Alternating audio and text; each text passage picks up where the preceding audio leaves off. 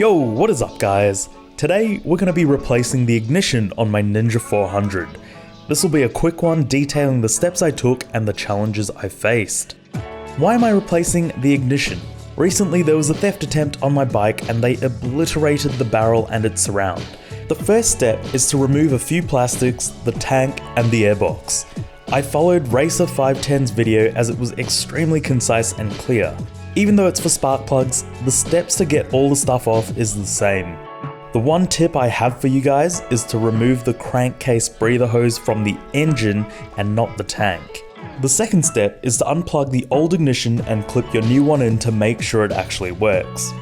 If that's all good, then you need to go ahead and remove the top triple tree clamp.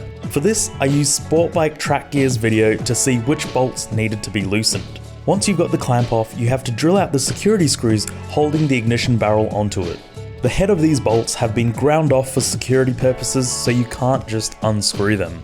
This is by far the hardest part of this entire process.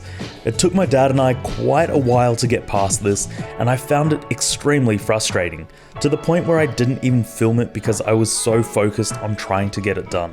I've never really had to use a drill when working on my cars and bikes, so I didn't have the proper tools at all, and as we all know, that makes a huge difference. My dad had a hammer drill which helped immensely, but we didn't have the right drill bit.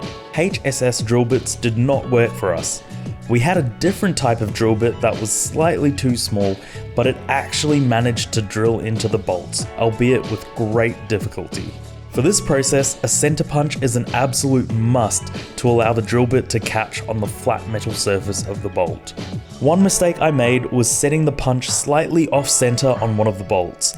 Because of this error, and the fact I had a drill bit that was too small, I ended up having to make 3 separate holes to get the bolt off. This was not pretty, and it took 3 times as long as it needed to. Thankfully, it doesn't matter if you damage the old ignition barrel, just don't mess up the thread on your triple clamp, otherwise it's game over. Once you've removed the ignition from the clamp, you replace it with your new one. You can get the security screws from a Kawasaki dealer to replace the ones you just annihilated with your drill. After this, it's a matter of reassembling everything. While the airbox was off, I decided to replace the spark plugs as that's been pending for a few thousand kilometers. I reassembled the bike but had some difficulty putting the crankcase breather hose back on, and that's because I made the mistake of removing it from the tank instead of the engine side, which is why I told you guys in step 1 to remove it from the engine side instead. Learn from my mistake.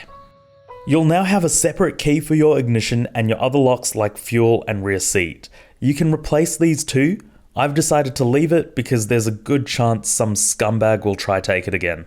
Once it's all back together, it's time to take it out for a spin. This is where the fun ends for me. I got a check engine light on the first startup. I thought that I had screwed the spark plug installation up or left something unplugged when reassembling the bike. Using the diagnosis sequence, I found out it was the air intake temperature sensor. I double checked that it was seated properly, unplugged it and plugged it back in, and even took it apart to clean the contacts.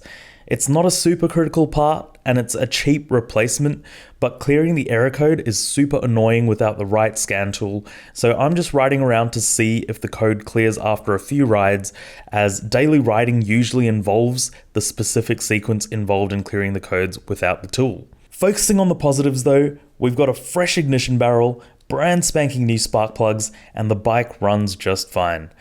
Thanks so much for watching guys, I hope you enjoyed the video and I hope it helped some of you out. Remember to like, comment and subscribe if you haven't already. I will catch you on the next one.